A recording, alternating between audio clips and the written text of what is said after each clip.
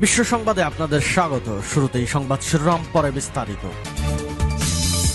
জানিয়ে দেবে এই মুহূর্ত পর্যন্ত হাতে আসা আন্তর্জাতিক গুরুত্বপূর্ণ সংবাদসমূহ। শুরুতেই সংবাদ শিরোনাম। রাফার চারপাশে চেকপোস্ট বসাচ্ছে ইসরায়েল।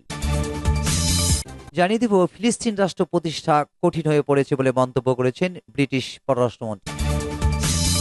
এবার জানিয়ে দিব ধনকুবেরের মৃত্যুদণ্ড মওকুফ করল ইরান। এরপর জানিয়ে দিব গাজায় জীবন সংখ্যায় ইসরায়েলি বন্দীরা। জানিয়ে দিব যুক্তরাষ্ট্রের সীমানা ছাড়িয়েছে ক্যাম্পাসে ফিলিস্তিনপন্থী বিক্ষোভ। এবং সর্বশেষ জানিয়ে দেব এই মাসে জেল থেকে বের হবেন ইমরান খান, বলছে পিটিআই। এতক্ষণ শুনছিলেন সংবাদ শিরোনাম, এখন বিস্তারিত। রাফার চারপাশে চেকপোস্ট বসাচ্ছে ইসরায়েল। দক্ষিণ গাজার সীমান্ত শহর রাফার চারপাশে চেকপোস্ট বসানোর পরিকল্পনা করছে ইসরায়েল। দেশটির সামরিক পরিকল্পনা বিষয়ে অভিজ্ঞ এক সিনিয়র মার্কিন কর্মকর্তা এ তথ্য জানিয়েছে। নাম প্রকাশে অনিচ্ছুক ওই মার্কিন কর্মকর্তা মিডল ইস্ট আইকে বলেন, ইসরায়েল রাফার চারপাশে অত্যাধুনিক চেকপোস্ট স্থাপনের পরিকল্পনা করছে। এর মধ্য দিয়ে তারা এমন অবস্থা করতে যাচ্ছে যেন রাফা অভিযান শুরু হলে সেখান দিয়ে কেবল কিছু নারী ও শিশু অন্যত্র যাওয়ার সুযোগ থাকে, কিন্তু সামরিক বয়সের কোনো পুরুষ সেখান দিয়ে অন্যত্র যাওয়ার সুযোগ থাকবে না। সূত্রটি আরো জানিয়েছে, বর্তমানে রাফায় 10 লাখেরও বেশি বাস্তুচ্যুত ফিলিস্তিনি রয়েছে। এরপরও সেখানে আক্রমণের জন্য ইসরায়েল পরিকল্পিতভাবে অগ্রসর হচ্ছে। সূত্র মিডল ইস্ট আই।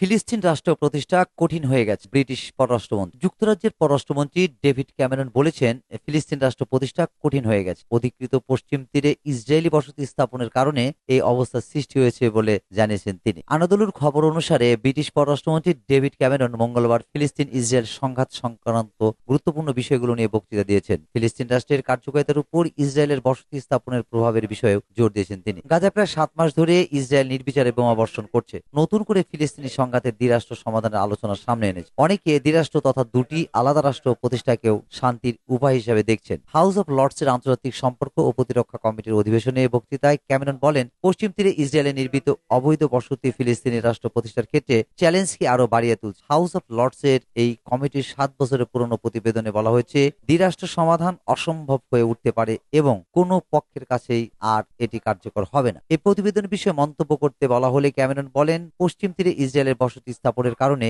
এটি ফিলিস্তিনি রাষ্ট্র প্রতিষ্ঠা কঠিন হয়ে উঠেছে। তাই প্রযুক্তিগতভাবে ফিলিস্তিনি রাষ্ট্র তৈরি করা কঠিন হয়ে পড়েছে এবং আমাদের এটি সম্পর্কে ভাবতে হবে। ব্রিটিশ পররাষ্ট্রমন্ত্রী বলেন, এটা কঠিন হয়ে গেছে কিন্তু অসম্ভব নয়। ফিলিস্তিনদের রাষ্ট্রত্বে সাহায্য করার জন্য স্বীকৃতি দেওয়াটা একটি গুরুত্বপূর্ণ অংশ, কিন্তু শুধুমাত্র সবাই স্বীকৃতি দিয়ে একটি রাষ্ট্র তৈরি করতে পারে না। এমন জিনিসগুলো নির্ধারণ করতে হবে যা আসলে একটি রাষ্ট্র তৈরি করে। একটি সরকার তাদের শাসন করার ক্ষমতা। তিনি বলেন, ফিলিস্তিন সমস্যার সমাধান ছাড়া মধ্যপ্রাচ্যে দীর্ঘমেয়াদী শান্তি আসবে না। ক্যামেরন বলেন, ফিলিস্তিন সমস্যার সমাধান ছাড়া মধ্যপ্রাচ্যে দীর্ঘমেয়াদী শান্তি ও নিরাপত্তা স্থিতিশীলতা নেই। সুতরাং আপনি যদি দেখেন, উদাহরণস্বরূপ সৌদিরা ইসরায়েলের সাথে এবং স্বাভাবিকরণ চুক্তি করার চেষ্টা করছে। এটি স্পষ্টতই সৌদি আরবের জন্য একটি বিশাল পদক্ষেপ, ইসরায়েলের জন্য বড় পদক্ষেপ। তবে এই পদক্ষেপের একটি অংশ হবে ফিলিস্তিনি রাষ্ট্র তৈরি করা। ধনকুবেরের মৃত্যুদণ্ড মওকুফ করল ইরান। অর্থ আত্মসাতের দায়ে দোষী সাব্যস্ত ইরানি ধনকুবের বাবাক জানজানির সাজা কমিয়ে দেওয়া হয়েছে। মৃত্যুদণ্ড মওকুফ করে 20 বছরের কারাদণ্ড দেওয়া হয়েছে। ইরানের বিচার বিভাগের মুখপাত্র আসগর জাহাঙ্গীর মঙ্গলবার এ ঘোষণা দিয়েছেন। ইরানের বিচার বিভাগ পরিচালিত বার্তা সংস্থা মিজানে প্রকাশিত প্রতিবেদন থেকে এ তথ্য জানা গেছে। বাবাক জানজানি ইরানি কর্তৃপক্ষের সঙ্গে কাজ করতে সম্মত হয়েছেন বলে ইরানের বিচার বিভাগের ঘোষণার পর খবরটি প্রকাশিত হয়েছে। তার বিদেশ থাকার সম্পদগুলো ইরানের কাছে হস্তান্তর করা হয়েছে বলেও জানিয়েছে ইরানের বিচার বিভাগ। ইরানের তেল মন্ত্রণালয় থেকে অর্থ আত্মসাতের অভিযোগে 2016 সালে বাবাক জানজানি দোষী সাব্যস্ত হন। তার বিরুদ্ধে অভিযোগ, বিদেশে তেল বিক্রি $270 কোটি পরিমাণ অর্থ তিনি সরকারকে হস্তান্তর করেননি। ইরানের উপর মার্কিন নিষেধাজ্ঞা এড়াতে তিনি ওই তেল বিভিন্ন দেশের কাছে বিক্রি করেছেন। বাবাক জানজানি বলেছেন, তার উপর নিষেধাজ্ঞা থাকার কারণে ওই নগদ অর্থ তিনি হস্তান্তর করতে পারেননি। ইরানের বিচার বিভাগের মুখপাত্র আসগর জাহাঙ্গীর বলেন, তেহরানের বিচার বিভাগের প্রধান অনুরোধ করায় সিদ্ধান্তটি নেওয়া হয়েছে। ইরানের বিচার বিভাগের প্রধান এবং দেশটির সর্বোচ্চ নেতা আয়াতুল্লাহ আলী খামেনি সিদ্ধান্তটি অনুমোদন করেছেন। গত ফেব্রুয়ারিতে ইরানের বিচার বিভাগ ঘোষণা করেছিল, জানজানি কর্তৃপক্ষের সঙ্গে কাজ করতে রাজি হয়েছেন। বিদেশে থাকা তার সম্পদগুলো শনাক্ত হয়েছে এবং তা ইরানের কাছে হস্তান্তর করা হয়েছে। এরপর থেকেই তিনি মুক্তি পেতে যাচ্ছেন বলে বিভিন্ন সংবাদ মাধ্যমগুলোতে গুঞ্জন ওঠে। ইরানের বিচার বিভাগের প্রধান গত ফেব্রুয়ারিতে বলেছিলেন, প্রাথমিক পর্যালোচনায় দেখা গেছে বিদেশে এ ধনকুবেরের যে পরিমাণ সম্পদ আছে তা দিয়ে তার দেনা ও ক্ষতিপূরণ পরিশোধ করা সম্ভব। ইরানের সবচেয়ে সম্পদশালী ব্যক্তিদের একজন বাবাক বাবাক জানজানি। তিনি 60টির বেশি কোম্পানি পরিচালনা করেন। এসব কোম্পানি প্রসাধন সামগ্রী থেকে শুরু করে তেল সহ বিভিন্ন জিনিস উৎপাদন করে। আছে ব্যাংকও। এক পর্যায়ে বাবাক জানজানি প্রায় $1350 কোটি পরিমাণ সম্পদের মালিক হয়েছিলেন, যা ইরানের মতো কোনো দেশের ব্যবসায়ীদের জন্য বিপুল পরিমাণ অর্থ, কারণ দেশটিতে অর্থনীতির বেশিরভাগটাই সরকার নিয়ন্ত্রণে। বেসরকারি খাতগুলোর উপর বিভিন্ন বিধিনিষেধ দিয়ে রাখা হয়েছে। ইরানের প্রেসিডেন্ট হিসেবে মাহমুদ আহমদি নেজাদের শাসনামলে নিষেধাজ্ঞা লঙ্ঘন করে বিদেশে তেল বিক্রিতে ইরান সরকারকে সহযোগিতার অভিযোগে জানজানির উপর নিষেধাজ্ঞা দিয়েছিল যুক্তরাষ্ট্র ও ইউরোপীয় ইউনিয়ন। বিতর্কিত পারমাণবিক কার্যক্রম নিয়ে ইরানের সরকারের চাপে রাখতে আন্তর্জাতিক প্রচেষ্টার অংশ হিসেবে তখন এ নিষেধাজ্ঞা দেওয়া হয়েছিল। $270 কোটি পরিমাণ সরকারি অর্থ আত্মসাতের কারণে জানজানিকে 2013 সালে গ্রেপ্তার করা হয়। 2016 সালে তাকে দুর্নীতির দায়ে দোষী সাব্যস্ত করা হয়। সূত্র বিবিসি।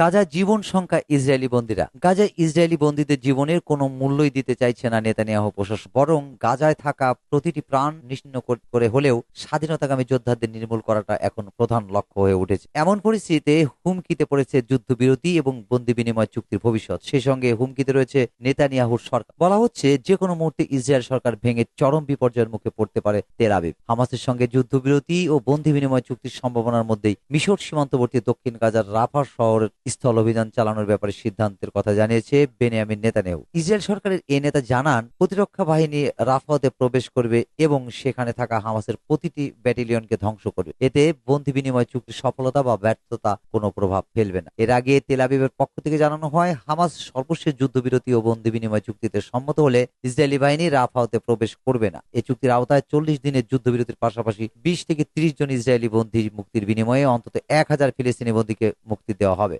ইসরায়েলি সংবাদ মাধ্যম টাইমস অফ ইসরায়েলের এক প্রতিবেদনে এমনটা জানা যায়। ইসরায়েলি প্রধানমন্ত্রীর দপ্তর থেকে দেওয়া এক বিবৃতিতে বলা হয়, সরকারের অংশীদার রাজনৈতিক দলগুলো নেতানিয়াহু এবং জাতীয় নিরাপত্তা উপদেষ্টা জাচিব হানিগবিকে যুদ্ধবিরতির জন্য আন্তর্জাতিক চাপ উপেক্ষা করার আহ্বান জানিয়েছে। সেই সঙ্গে হামাসের সামরিক ও শাসন ক্ষমতা ধ্বংস করে এবং সমস্ত জিম্মিদের ফিরিয়ে আনা পর্যন্ত গাজা যুদ্ধ বন্ধ না করার আহ্বান জানিয়েছে। ইসরায়েলের জাতীয় নিরাপত্তা মন্ত্রী বেন গাভির জানান, তিনি নেতানিয়াহুকে যুদ্ধ বন্ধ না করতে এবং হামাসের সঙ্গে বিপজ্জনক চুক্তিতে সম্মত না হতে সতর্ক করেছেন এবং সরকার ভেঙে যাওয়ার ব্যাপারে সতর্ক করেছেন। এ সময় নেতানিয়াহু রাফাতে স্থল অভিযান পরিচালনা করবে বলে কথা দিয়েছেন বলেও জানান উগ্র ডানপন্থী এ মঞ্চ। অন্যদিকে ইসরায়েলি অর্থমন্ত্রী স্নোরিস হুমকি দিয়েছেন, যদি রাফাতে হামলা চালানো না হয় এবং যুদ্ধ বন্ধ করে দেওয়া হয় তাহলে সরকার ভেঙে দেওয়া হবে। গেল শনিবার মার্কিন সংবাদ মাধ্যম এক্সিউস জানায়, হামাসের কাছে থাকা জিম্মিদের ছাড়িয়ে আনতে যুদ্ধবিরতির সম্মত হয়েছে ইসরায়েল। এরপরই চুক্তির একটি সম্ভাবনা তৈরি হয়, তবে ইসরায়েলি উগ্র ডানপন্থী মন্ত্রীদের বিরোধিতায় এ সম্ভাবনা অনেকটাই ক্ষীণ হয়ে গেছে।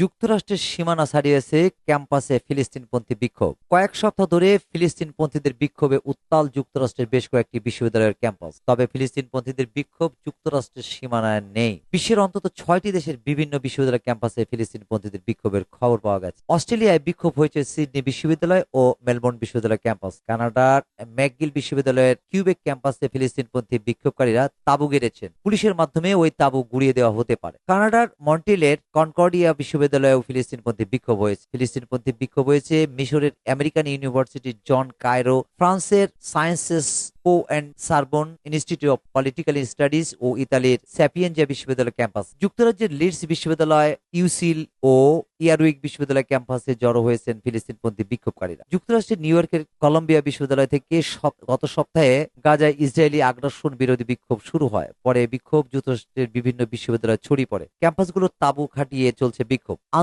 আন্দোলনকারী শিক্ষার্থীদের দাবি, বিশ্ববিদ্যালয়গুলোকে গাজায় ইসরায়েলি হামলায় সমর্থন দেওয়া ব্যক্তি প্রতিষ্ঠানগুলোর সঙ্গে সম্পর্ক ছিন্ন করতে হবে। গাজায় অবিলম্বে যুদ্ধবিরতির দাবিও জানিয়েছে শিক্ষার্থী। এই মাসে জেল থেকে বের হবেন ইমরান, পিটিআই। পাকিস্তান তেহরিকি ইনসাফ পিটিআই এর চেয়ারম্যান ব্যারিস্টার গৌহর আলী খান মঙ্গলবার দাবি করেছেন, দলের প্রতিষ্ঠাতা চেয়ারম্যান ইমরান খান এ মাসে জেল থেকে বেরিয়ে আসবেন। রাওয়ালপিন্ডির আদিয়ালা কারাগারের বাইরে গণমাধ্যমের সাথে আলাপকালে তিনি বলেন, সাবেক প্রধানমন্ত্রীর মুক্তি খুবই গুরুত্বপূর্ণ। ঈদের আগেই তাকে মুক্ত করার চেষ্টা ছিল তাদের। তিনি বলেন, আদিয়ালা কারাগারে দীর্ঘ 14 ঘন্টা শুনানি হয়েছে। পিটিআই প্রতিষ্ঠাতা মে মাসে জেল থেকে মুক্তি পাবেন এবং জনসমক্ষে আসবেন। গৌহর স্পষ্ট করেছেন যে তাদের কারো সাথে কোনো ব্যাকডোর যোগাযোগ ছিল না, যদি থাকে তবে সবাইকে জানানো হবে। তিনি আরো বলেন, আমরা মাওলানা ফজলুর রহমানের সাথে প্রতিবাদের বিষয়ে আলোচনা করছি, আশা করছি আমরা এই মাওলানা একসাথে জোট করব। এমন সিদ্ধান্তের খুব কাছাকাছি আছি আমরা, তবে তারা MQMP, PMLN এবং PPP ছাড়ার সবার সাথে আলোচনা করবেন। গহুর বলেন, পাকিস্তান অ্যাকাউন্টস কমিটির চেয়ারম্যান জন শের আফজাল মারওয়াতের নাম চূড়ান্ত করা হয়েছে। তিনি অভিযোগ করেন, তাদের সংসদে কথা বলার সুযোগ দেওয়া হয়নি, শান্তিপূর্ণভাবে প্রতিবাদ করায় তাদের বিরুদ্ধে মামলা করা হয়। পিটিআই চেয়ারম্যান বলেন, আমাদের ফোকাল পার্সন জেল প্রশাসনের সিনিয়র আইনজীবী